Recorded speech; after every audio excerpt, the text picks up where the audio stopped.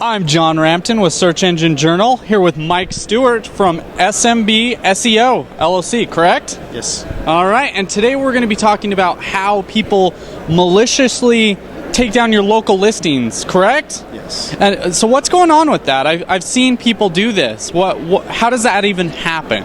So over the years, the local landscape has become much more competitive.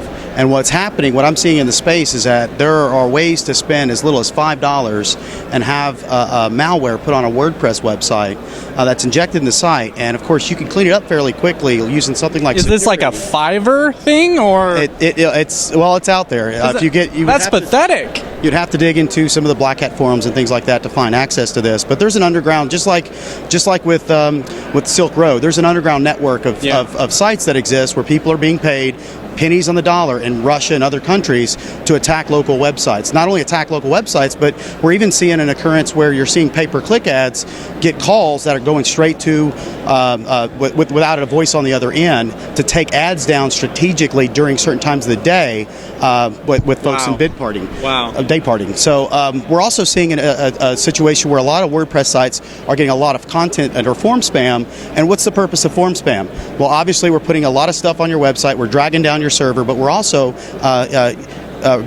impacting the actual conversion flow into your email and congesting, and you're not able to identify good leads from bad leads. What I expect to see over the next few years is a lot of changes with all that automated spam. They're going to get better. They're going to get better, like spinning content and other things. But there's also issues as it pertains to negative reviews. We're seeing a situation where you think Google would be able to identify a review as bad based on the profile picture, because this profile picture is the picture of the gal that shows up across the entire web that answers phones. And you'd think Google would have a way to reverse engineer that. The only way to remove those reviews that happen that you can tell are fraud is to go in there and manually flag them. And of course, Google goes back and determines where it came from the same place at the same time.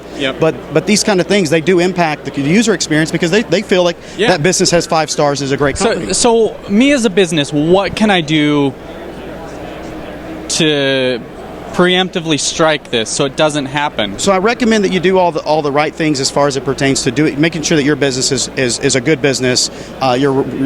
You're providing a good service, and you're asking customers to give honest feedback, not asking them to give you a positive or a negative review, not incentivizing them for a review. Have a process to help them get the review. Explain to them where you're at. Let them know inside your office, signs of where your social connections, whether it be Foursquare or Twitter or Facebook. Ask them to get to talk to you. Create advocates. That's the first thing to recognize. And as far as it pertains to those malicious hackers, my recommendations are put the right things as far as form filters. You can put a filter on a form where if the bot fills it out and a human doesn't because it doesn't show up. Contact Form 7 has that type of stuff with WordPress. Leverage some of those tools. Leverage security.net. If your site goes down, catch it before it's blacklisted, because it can take up to 3 days. If it does get blacklisted, call Google. Google can help you. They can get it back within 6 hours. Backups. Make sure you're taking backups of your site all the time. Make sure you have backups of your website based on how often you publish content, bare minimum. And then, like I said, if you've got a WordPress site, things like that, lock down the security and the passwords.